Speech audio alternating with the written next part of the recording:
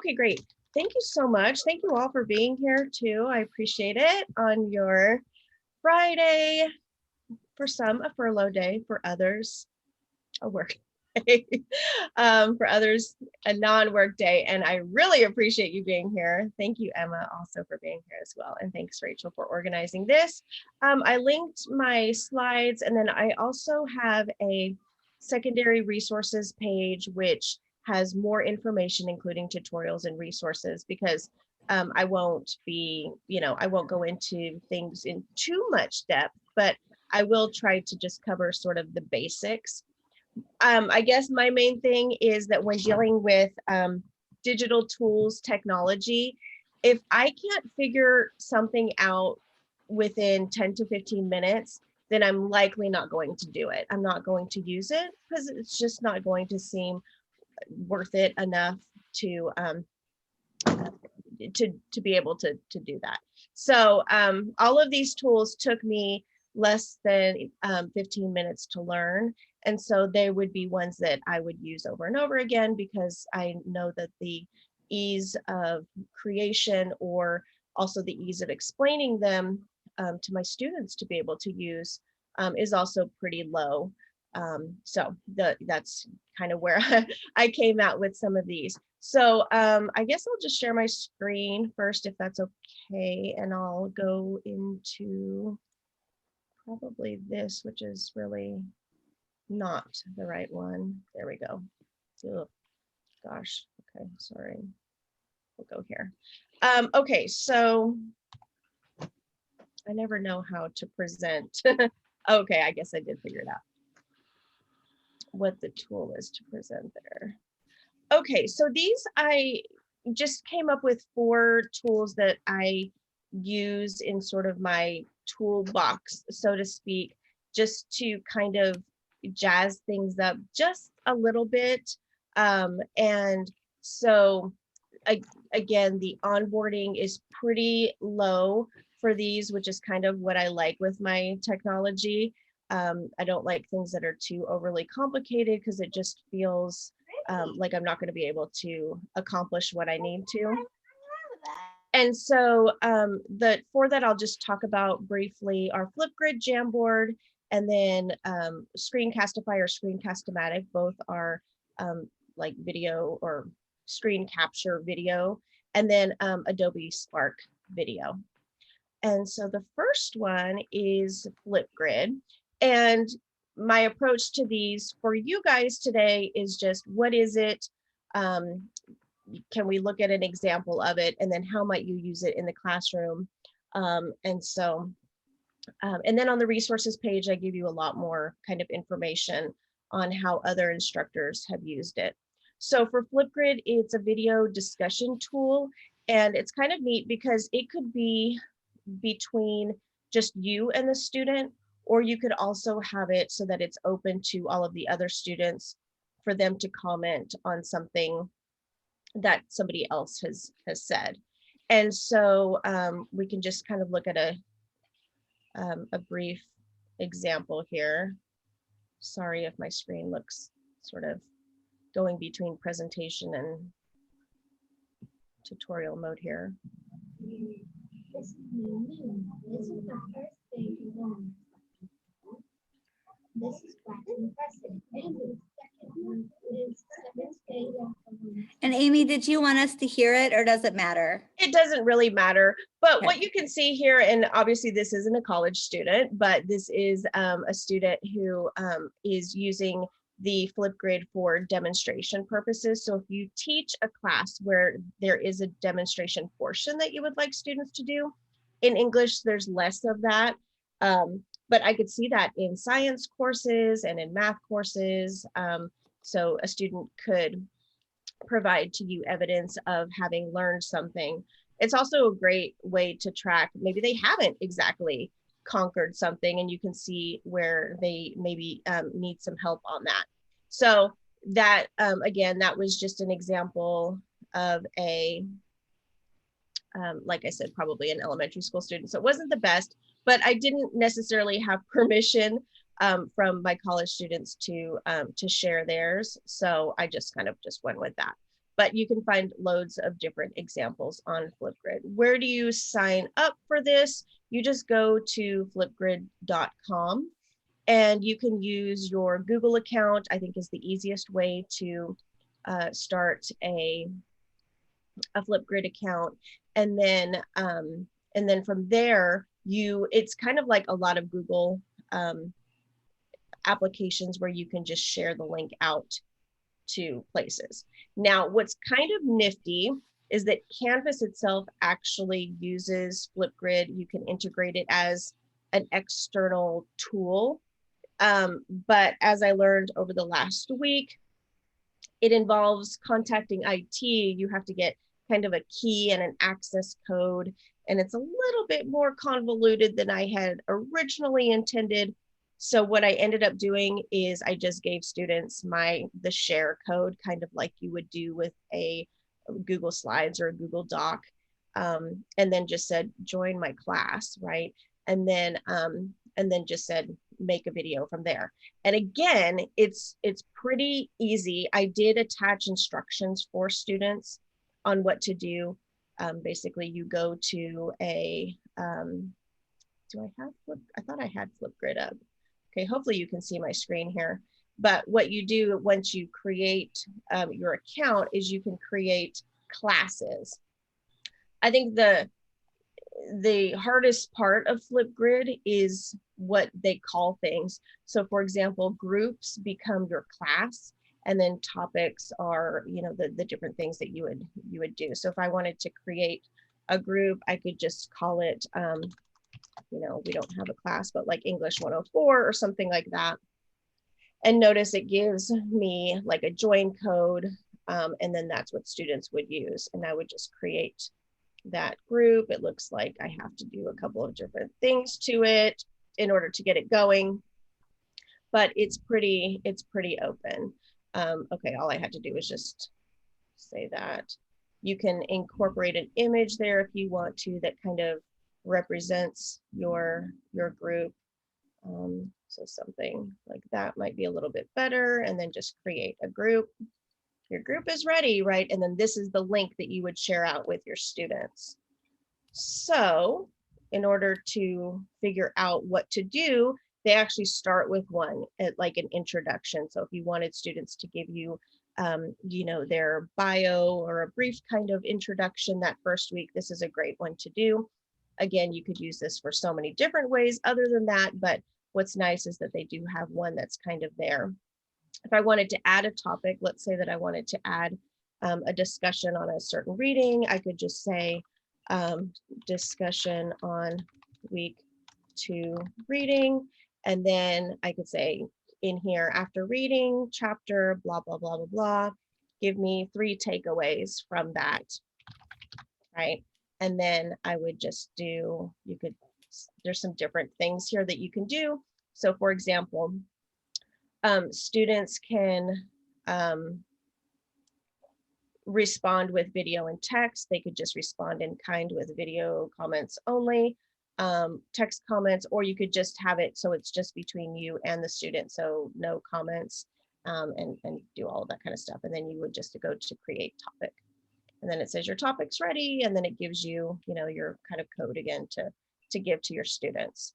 So you can also incorporate your own video as part of that. So if you wanted to, for example, share your instructions or maybe some reminders, or again, if it's like a bio, you can go in here to record a response, and then you would load that, and then you would do your video. And you can limit the amount of minutes it does, etc. So I think it's just doing something weird there. So we're just going to get out of that. So how do you use it in the classroom? Like I said, you could do it for introductions if you want to.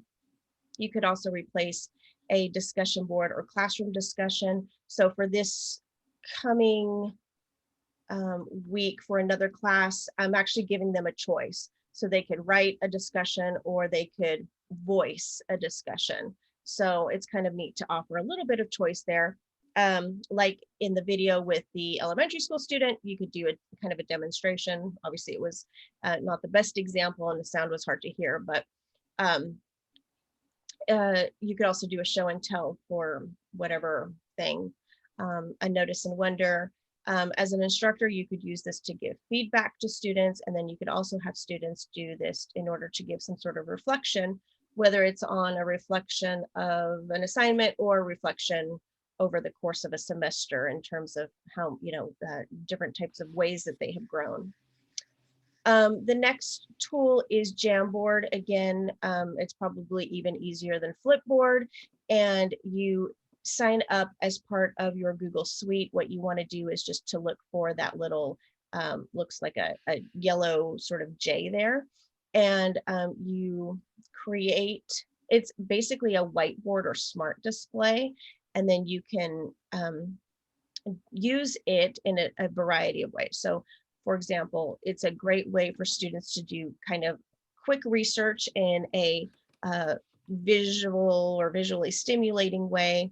It could be a great way to incorporate pro cons for things. You could give students some choice. So for example, I'm thinking about, giving these topics. Which one do you think? Or these are some thoughts. What's your choice on something?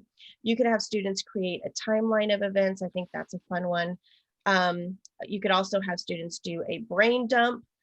Tell me all or whatever you've learned about a topic, and maybe after a week or two of a module or something. You could even have students create lists of things, whether it's top 5 or top 10. So what does Jamboard look like? And I can look in here. Oh, okay, good, great. So Sarah's used it. And in fact, Sarah, might just show them an example of how you did one. So I think there's one in here that I linked out. Let me go to that. Okay, so yeah, it's the one that's here. So this was the one that I had used just as an example for my students on the different ways that you could use Jamboard. And then I had them try their own. So what's neat about Jamboard is that you can have students contribute to the Jamboard that you create, or you can have students create their own Jamboards, because students will have access to this through their Google Suite. And it's just in those, the little 9 dots, and then you just, again, look for that little sort of J there, I guess. Okay, so the cool part about this, it really doesn't take too much onboarding. You basically have a couple of different tools over here. The main one that's super neat is the sticky note. So you can create a sticky note. Again, maybe this is with your thoughts, reflection, your choice. It's just a different takeaway that you want to do. And so, for example, maybe I want to give a reflection, or maybe I want to give my choice is number 4, something like that, or my vote is whatever. Then if I want to, put my name next to it, which I can't spell apparently today, I'm going to do that. Okay, and so then students can move that around anywhere. So I just gave some examples there. Sarah, did you say I could use yours? Okay, great, perfect. Yeah, that's totally fine. Okay, thanks. So if I go back out here, I think I can see Sarah's here. And was it this one? Yeah, it's got the crazy writing at the top because it was yeah, hard to read. yeah, exactly.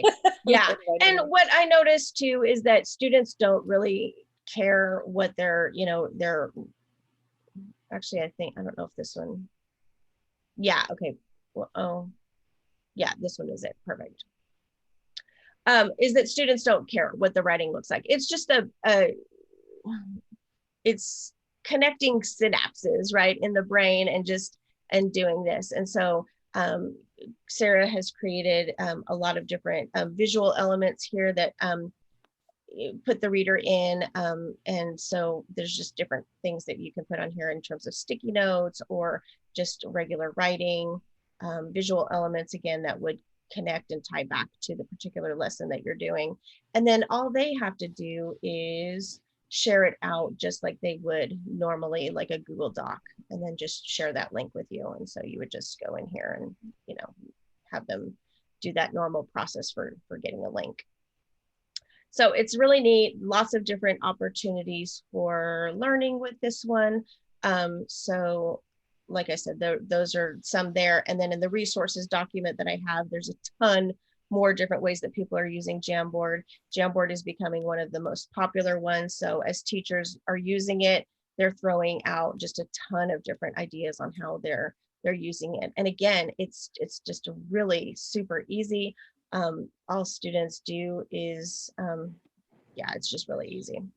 And did you see Christina's note there? Oh, no, I didn't. Sorry. Yeah, she has a question. So everything saves in real time as Yes, the Jamboard, like a Google Doc. Yeah. that's a great point. Exactly. I love that. Thanks for bringing that up. Exactly. So it's just all there for you. Perfect. And students can do double up and group up on Jamboards too. So yeah, it just depends on what you want them to use it for. Let's see. The next is screen capture video tools. So I went to a kind of a conference session. I want to say it was in like November, December, and it was through TICA, and it was a student panel.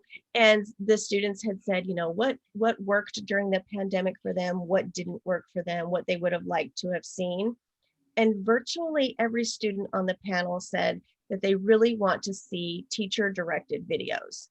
And guess what? I never really did teacher directed videos. So I was really like, I almost kind of felt like crying because I felt like I had done sort of a disservice to my students. Like, you know, I felt like I had provided a lot of stuff, but they still wanted that video from me, which, as we know, videos take a lot of work, and you know, it's a lot of time and planning that goes into it. We have to most certainly think about accessibility and making sure that they're, you know, transcribed, there's captioning and all of that kind of stuff, and then that it's going to then work, students can access it. So there's lots there.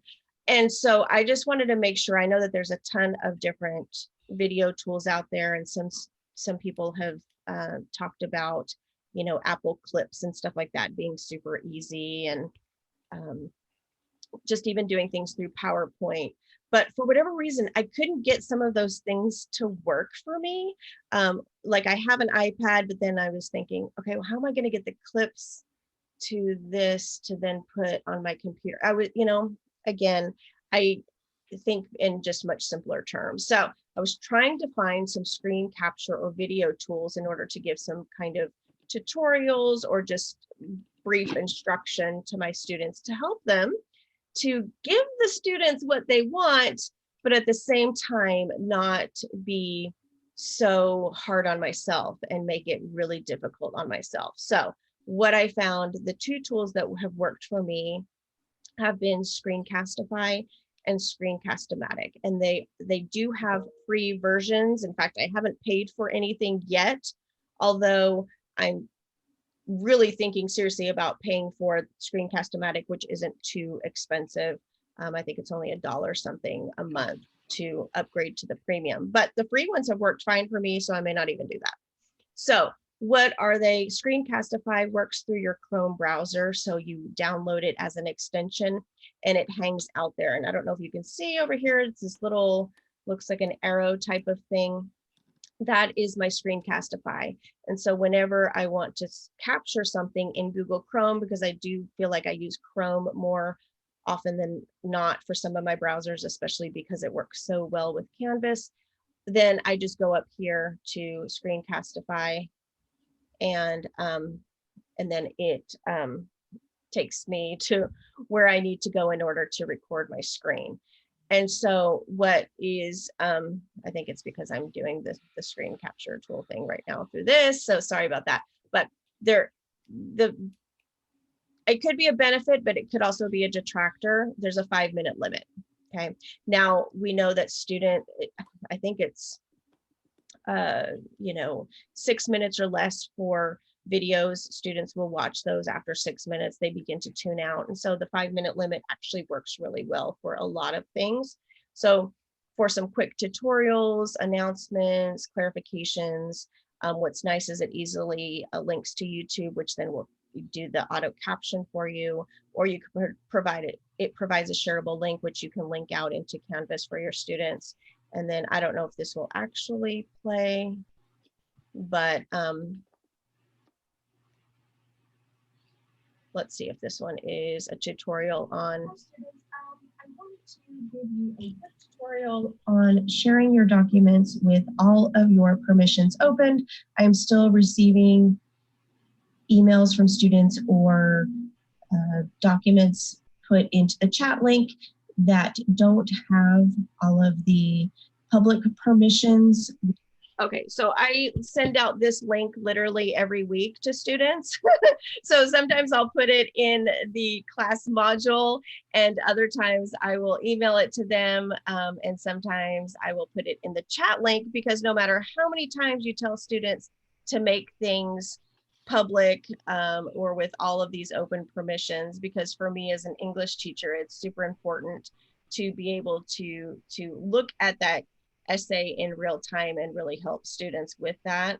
And so it avoids the going back and forth between, it says my email address that I need to request access, and then you request it from one email, and then it's, you know, I'm sure we've all been there, and it can be very frustrating, and it's a time waster. So I do feel like I send out that, let's make the Google Docs open and public for now. You can always make it private later, but I send that one out quite a bit. So once I've done that, I mean, I've been reusing that one for like, I don't even know, a long time, because it has really helped me to make my life easier and make it easier for students, so they can actually see where I'm clicking and all of that.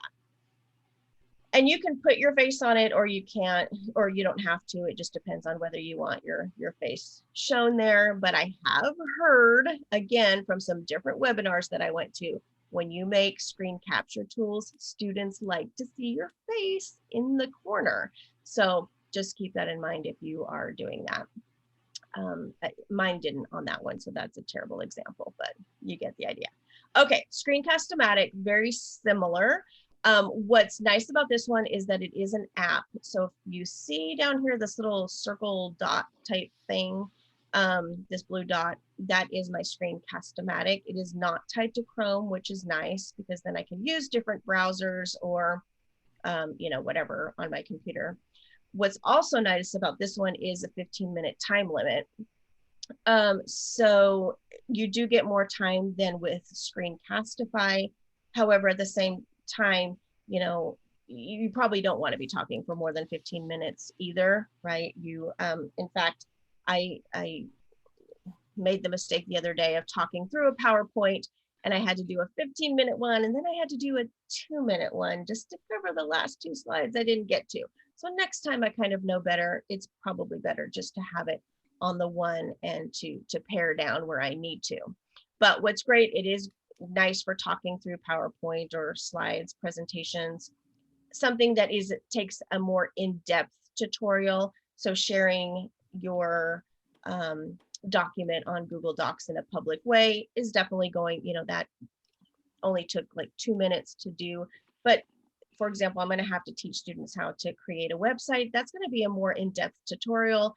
And, you know, maybe it will take, you know, 7 or 10 or 15 minutes to walk students through the different steps of these things. So Screencast-O-Matic is going to come in handy there. And I'm not sure what exemplanations are, but I'll fix that later.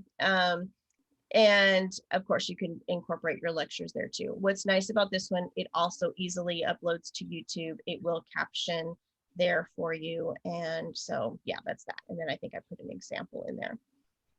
So what's really nice, as I found through trial and error, is that if you want to make sure to, you know, if you kind of like what you did, it's good to make sure that there's just sort of generic pleasantries in there, and there's nothing, for example, that you know, lets a student, especially if you want to use it again, you know, like this is going to be due next Friday, February 5th, because if you want to reuse it, then you'd have to cut that portion out or have students like ignore it, which is a little awkward to tell them to do that.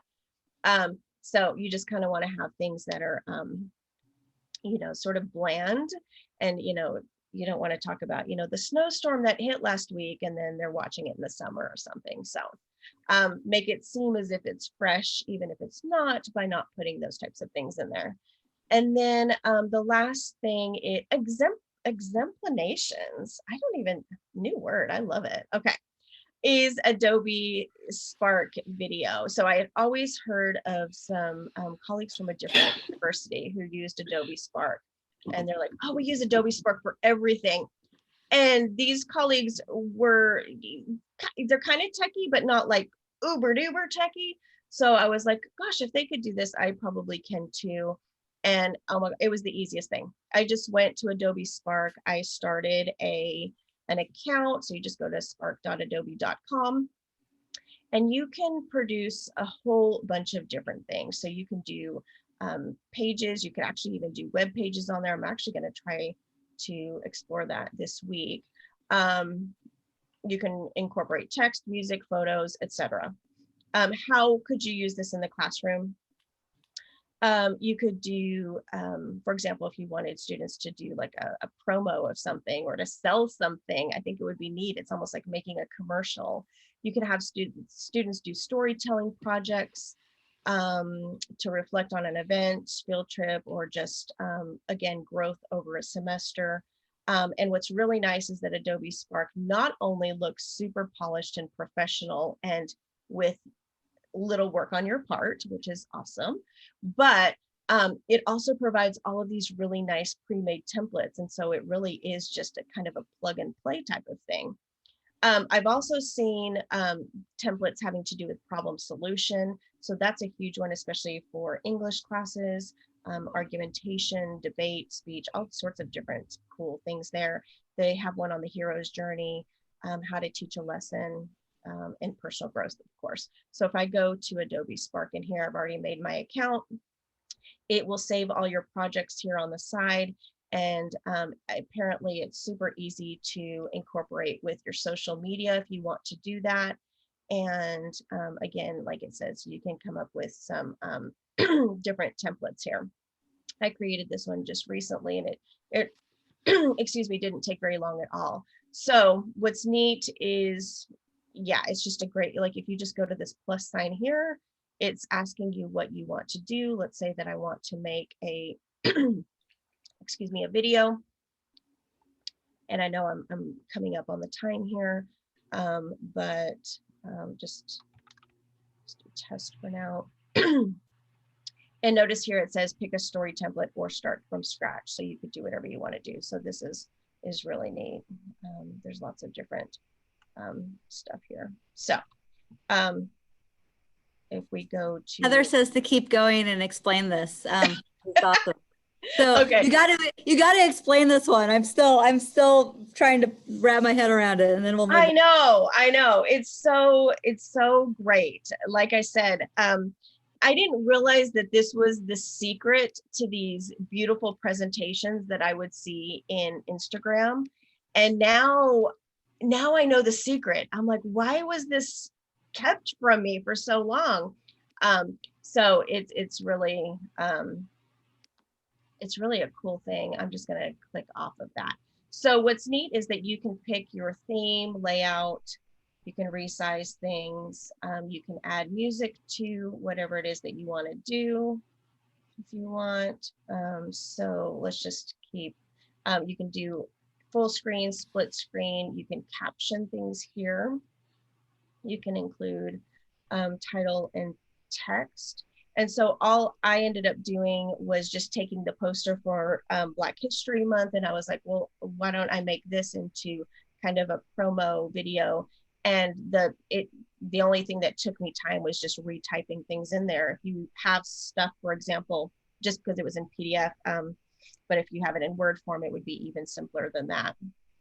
So you can choose different colors in here. There's also different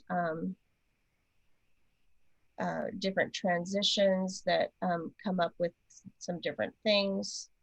There's just all sorts of different, okay, I'm saying the word different a lot, but a lot of variety of options that you can do with this. And the only one that I've actually tried is Spark, or I'm sorry, is video, but there's also Adobe Spark Page, which if you're using a PC, you can get to all of the different applications here.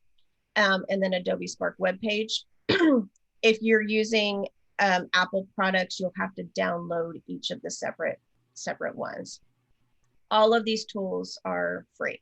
So it's kind of neat. So yeah, that's that. I'm just gonna stop my share here for a second. Any questions? Oh, do you have your final example that like, can we see it? Yeah. I want to see what it looks like. Hopefully that's okay. Yeah, Oh absolutely. yeah, and Sarah has the beautiful celebratory trumpet with all of the confetti coming out of it. Yay! It looks like a cornucopia. Let's see.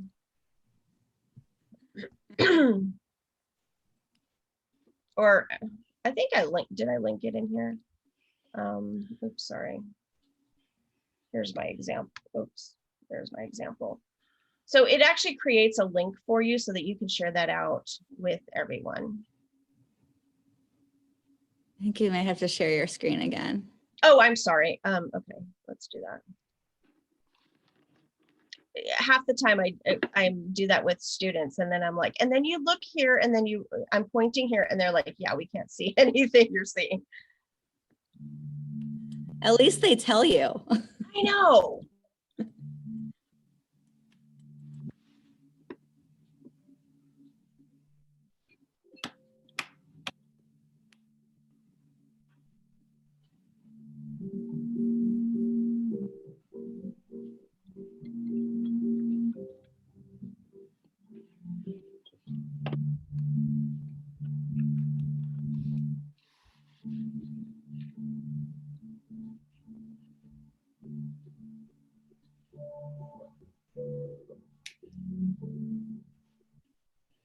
Yeah, and that's basically, oh, oops, sorry. I think mine.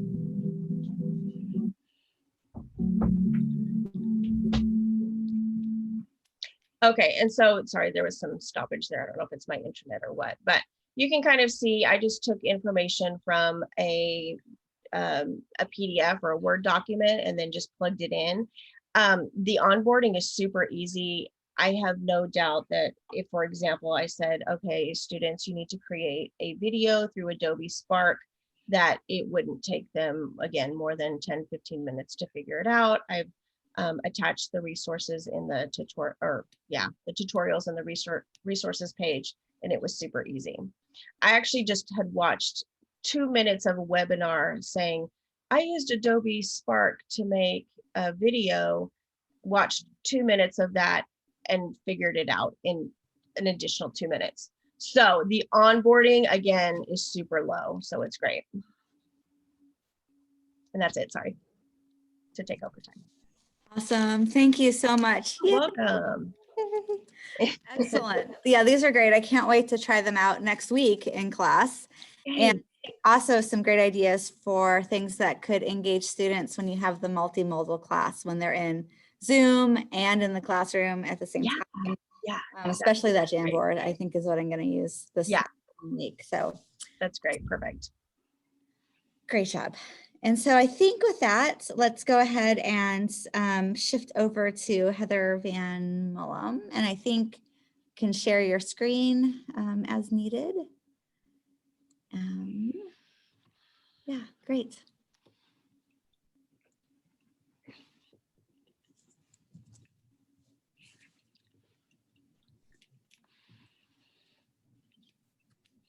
Sorry, hang on just a second. I forgot to unmute myself and realized I couldn't unmute myself after I shared my screen.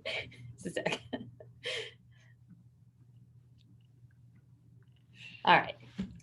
Well, that was awesome, Amy. I was taking notes this whole time. I have this new project that I'm going to do with my students, and I've been trying to figure out what would be the best tool to use. And so I'm super excited to go try some of these out and see if I think they'll be a good fit.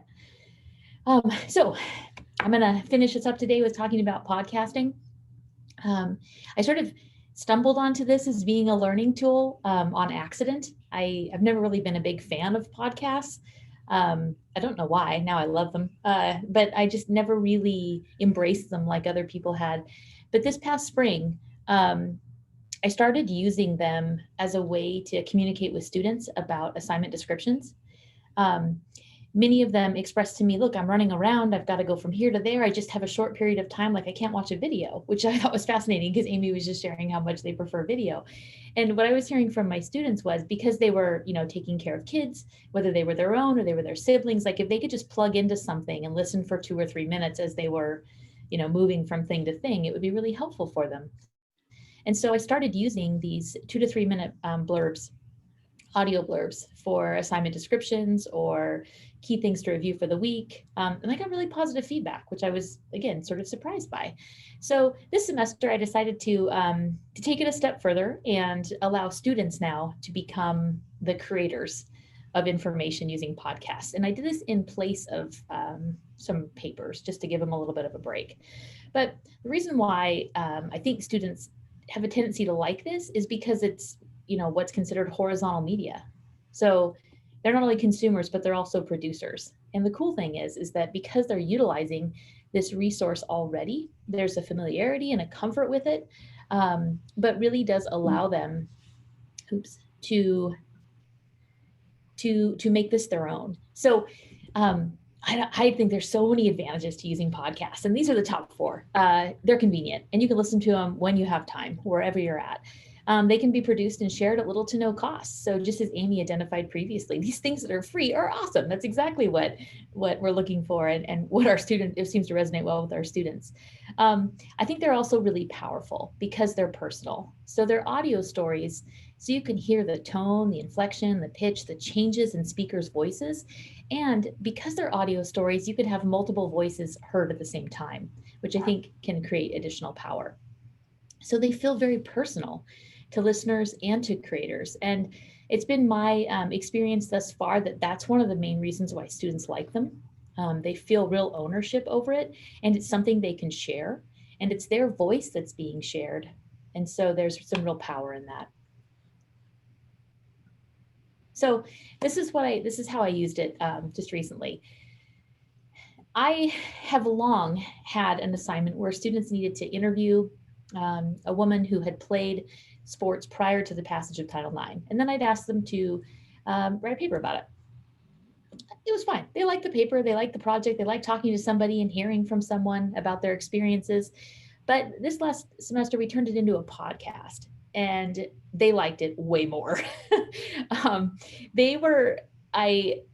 So we went through the process where they still had to develop interview questions. So again, teaching multiple skills, right, in the same type of an assignment. Then they had to conduct an interview. And their task was, in the process of doing this, to try to identify similarities or differences with the experiences of female athletes competing today.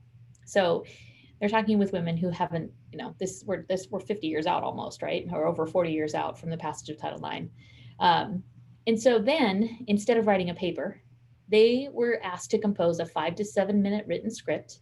And we did this for accessibility purposes, but also to help them not get nervous when they were recording themselves, and then to create a podcast. And an unintended result from this is that because they had audio recorded the person with whom they were doing the interview, the podcasts were coming back with students sharing similarities and differences, and then they were splicing in the words, literally, of the woman who they had interviewed to illustrate the story. And it was really, really powerful, and really did speak to the true intent of the assignment, right? Which is to make history personal. And some students chose, a variety of different ways to do this. The vast majority of the class just chose to do a traditional podcast. So it was audio only. But I did have a couple of students who were like, hey, this is kind of fun. Could we take this a step further? And could we make it like a podcast where there's multiple people sitting at the table having a conversation? And sort of where this had evolved from is that for students who weren't familiar with it or who just wanted to get a feel or a flavor, I shared examples of podcasts that were about sports and gender. And this is the one that seems to resonate most with my students. It's called Burn It All Down, which is like the best title ever for a sports podcast. So I shared this with the students, and the podcast is really unique. It has these women who are sitting talking about sports from a feminist perspective. I mean, it's pretty powerful. And so I actually had 2 male students who said, hey, we want to replicate this. Can we try it and do it with video? And they spliced in music and they had this conversation about the history of women's sports. I mean, it was fantastic. And the best part about it is they literally had fun. They really, really liked it. And for students who were interested in going on and working in fields like sport media or various aspects of sport business, that's what they're used to when they're going to access sport broadcasts in a variety of ways. And so essentially they're practicing the skills that they will be using later on as professionals in the field. And they're creating these things and learning as they're navigating their way through for something that they might end up doing when they're finished. So that was pretty cool. So technology options, similar to what Amy shared. I am not very tech savvy. She's way more tech savvy than I am. So when she's like, yeah, as long as it's easy, I'm like, holy cow, I need way more than 15 minutes for everything she just described. But for me, I'm the same way. If I can't figure it out really quickly, then I feel super uncomfortable trying to explain it to students. And so I'm going to share with you 3 different technology options that, depending upon the type of computer you have, might influence your choice. But then I'm sort of going to finish with the one that's my go-to. So if you've got a PC, for free on your PC is something called Sound Recorder. And I put the directions on the right side of your screen to show how wonderfully easy it is. Literally in 4 steps, you can make and save a file, which I think is brilliant. Anything under 5 steps is the way to go. This is installed on your operating system. It's quick, it's easy, it's free, win-win. And it's right there on PCs. For Mac users, I'm a Mac user, you have a very similar option called voice memos. And as you can see on the right side of your screen, it's got 4 steps. Again, I think it's a win. You can do it directly onto your computer. And when I was making my own short audio files for students, this is the system that I used. And it was nice because it saves it as an MP4 file and you can directly attach it within Canvas as if you were attaching some other document. So the one that I recommend and that a lot of my students ended up using because it really does give you the freedom to edit your audio files as you see fit is called Audacity. I love this system. I'm a qualitative researcher, and so most of what I do is interviews with other people. And so I'm constantly trying to figure out better ways to do it and improve the quality, especially since so much of the interviewing is done via some other piece of technology. So I love this one. You can record directly onto your computer. It doesn't matter if you have a Mac or a PC, it works equally well on both. As you can see from this image, you can see that there's a rhythm track, so you can input music if you'd like, but then you can do it over or embedded in your audio file. So your voice, and you can change the volume. It's got an online manual if you have questions. And because I'm not tech savvy, I have questions all of the time. And the beauty of the online manual is it's always there. So I never have to worry about somebody not picking up the phone. I just keep going back to the manual, but it's super user friendly and it's free, which I think is also really, really nice. It works really well and you don't have to pay anything extra for it, which I think is definitely a win. So similar to what Amy had shared, if you're interested in trying some of these things out, voice memos and sound recorder are already on your computer, depending upon the type of computer you have. So you can simply go into your applications and open one up and give it a try.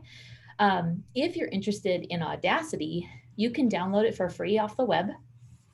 And I've included the URL here, but I know that I think I sent Rachel the slides so she can share them with you if you want easier access to the URL.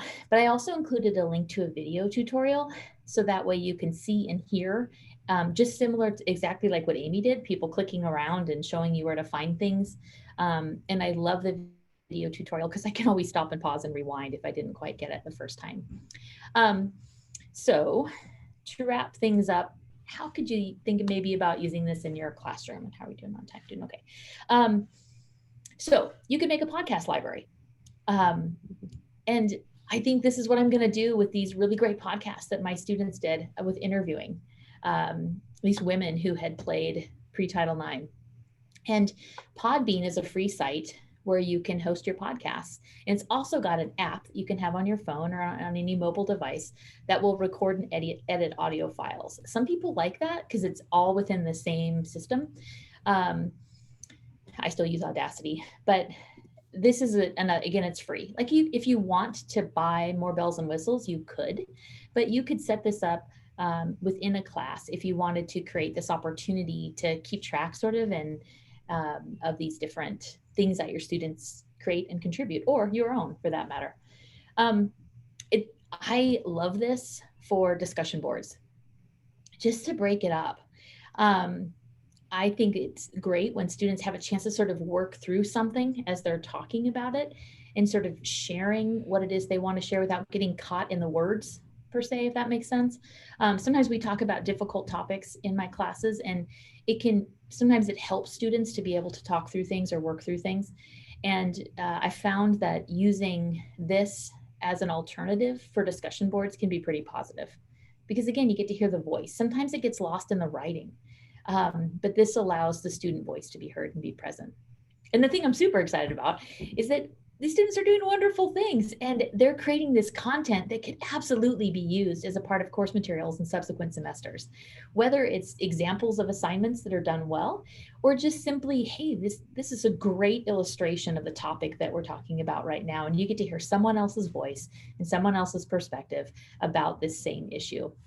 And so one of the things I'm most excited about is using all this really great student work to help improve my classes and how I share information, because students are just doing really wonderful, very thoughtful, very engaging activities. And this provides us to sort of keep a running history of that, but to share with one another, because they're sharing things that from a student perspective, and they're approaching conversations slightly different than I might. And I think that resonates well with their peers.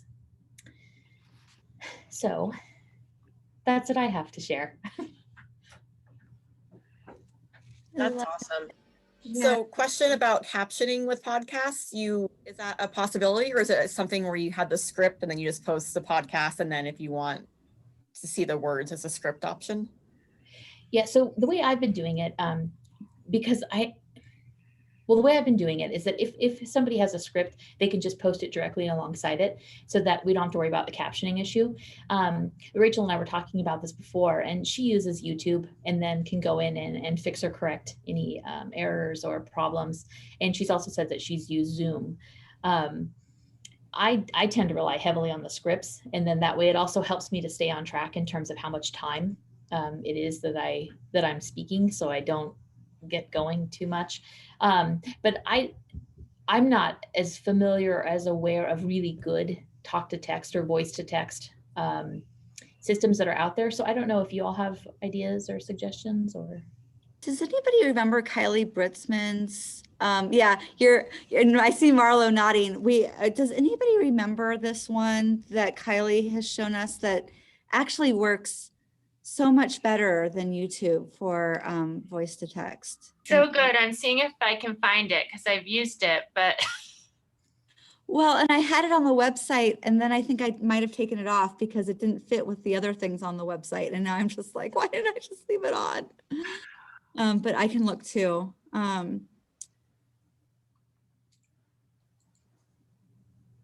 speech notes.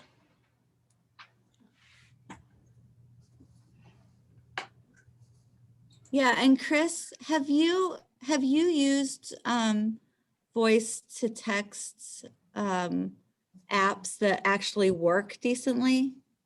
No. No, I have not. No, I have not. I think most of the time I use and incorporate sign language in any of my discussions, and then also typing. So pretty much like typing into text. That's really what mostly we use.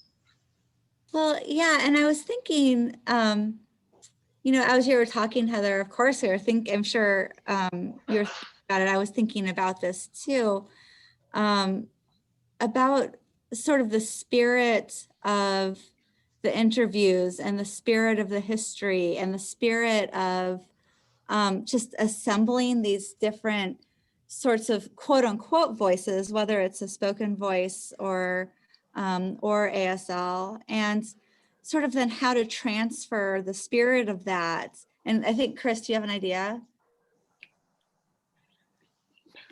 Yes. What could be possible would be just to even um, have friends also join in the discussion and come to an agreement as to what you can do in order to be able to upload some work, something, anytime projects or group discussions are concerned, could do that as well in Sign and doing that way.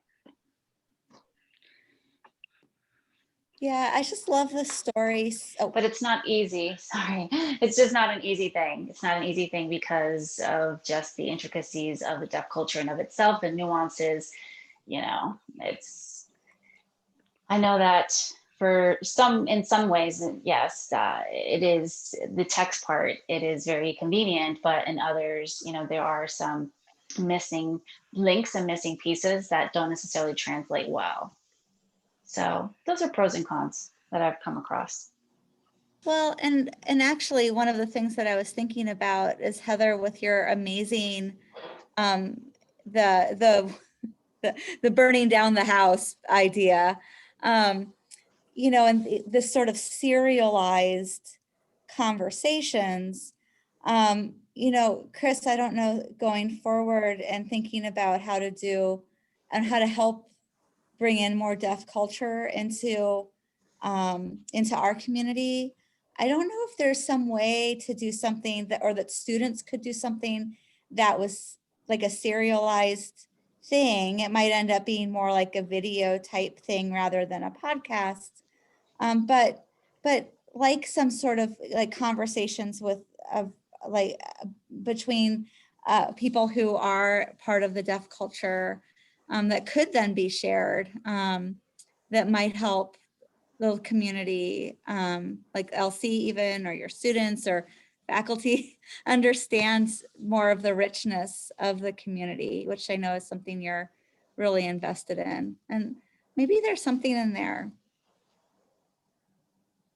I've seen a lot of podcasts that also We're working on it. Something working on it. Sorry about that. Working on it. All right. Oh, Amy, were you going to say something? I think Chris said.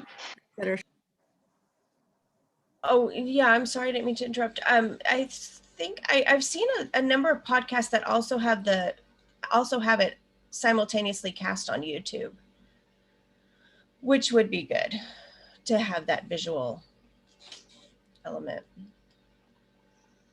for sign language, especially. Yeah.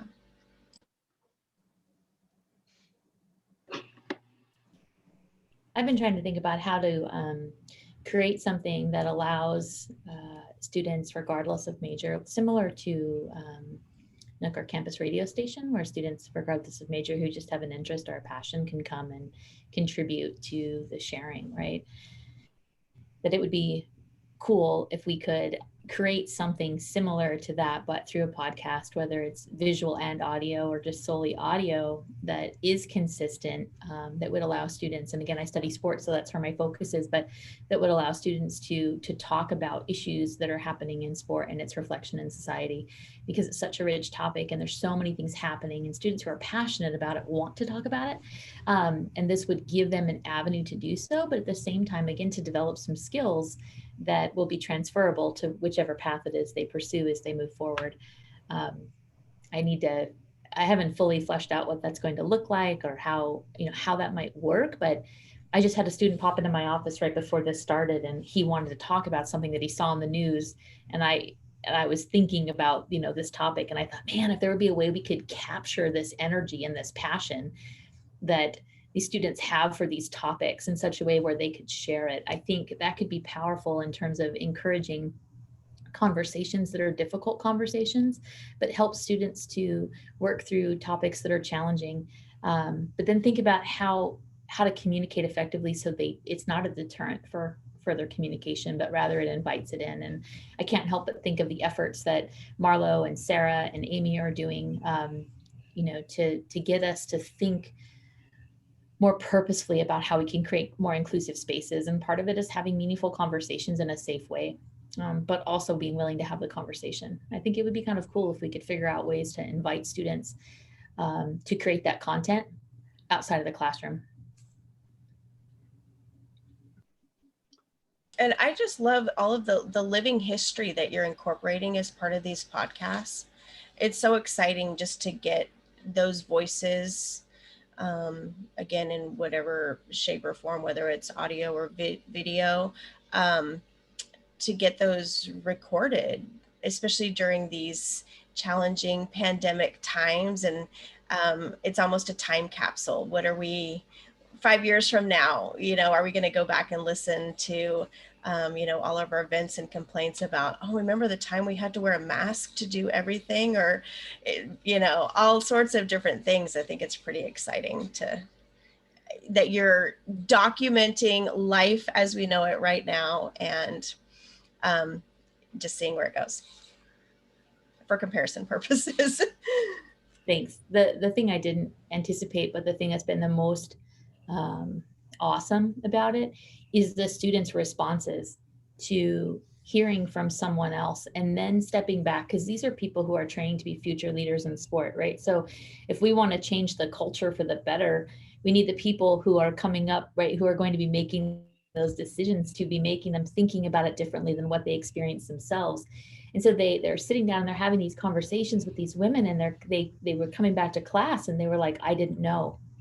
Like, I read the chapter, but I didn't know, I didn't get it, right? And but that personal connection was so transformative for many of the students, who then said, well, I'm not going to let that happen, when I'm in charge. And I was like, yes, this is awesome. This is exactly what I was hoping for.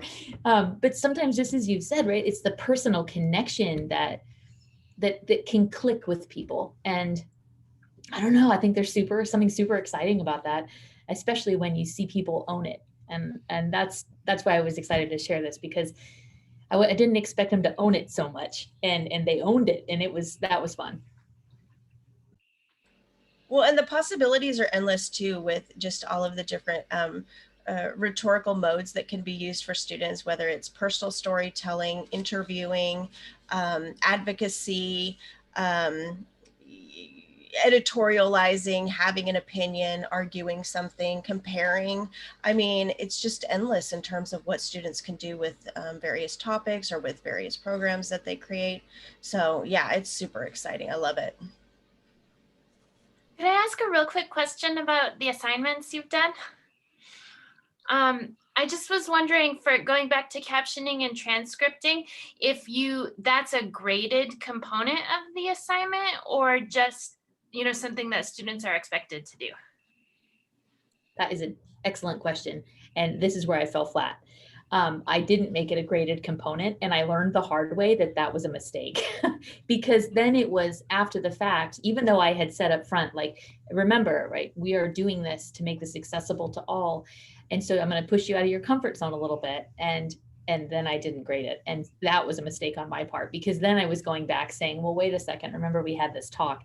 So for the future, I have to build that into the rubric, and I have to be really prescriptive about what it means in terms of accuracy and punctuation and all of those things. So yeah, excellent point. I totally failed on that part the last time around. And yeah, that was oh boy, I learned my lesson on that one for sure. That's really good to know. Thanks. I was just going to throw in, I'm so excited. So my students next week are their assignment. I have 10 challenges in my intro class, and one of them is for this next week is they have to interview a stranger. And so I'm so thankful. I'm like, boy, I'm just going to share some of these tutorials in ways, because normally they just type that up. And again, they give part of the transcript, and they have to include some pictures, and I give them a lot of options. But I also really like this idea of creating a podcast and giving, being able to bring in some voice and the personal touches. And so I guess I'm really excited about all of this. I'm like, I haven't tried Jamboard. I'm like, ooh, it's on my list. I haven't tried. I like Heather, I've just kind of touched on podcasts, but even for myself, I'm finding just if I could just record little tips and inspirations, and I think that would go a long way to just give some, I don't know, support too in these classes where we're having a little less contact sometimes. And so I guess I just want to say thanks. I'm excited about all these and trying them. And I love that both of you are like, I can do this in 10 minutes because my tech savviness sometimes it escapes me, even when I think I'm being pretty tech savvy. So yeah, just thanks. I'm excited. Well, good. And thank you, you all. I'm just going to jump in because it is our time. It's 1 o'clock. And I know that we have to go off to our next things. And I just want to briefly thank Emma again for being here and doing such a great job in interpreting. And I appreciate all of you, and especially Amy and Heather. Thank you so much for sharing. And I know that these are going to see a lot of use in the next in this semester, and I'm sure we'll come back and we'll all have things that we wish we had done better but when we come back again. So the next one of these innovation talks is with Eric Soffergen, and that is Thursday, February 4th at 3 p.m. And I think with that, we'll go ahead and I'll stay on if anybody wants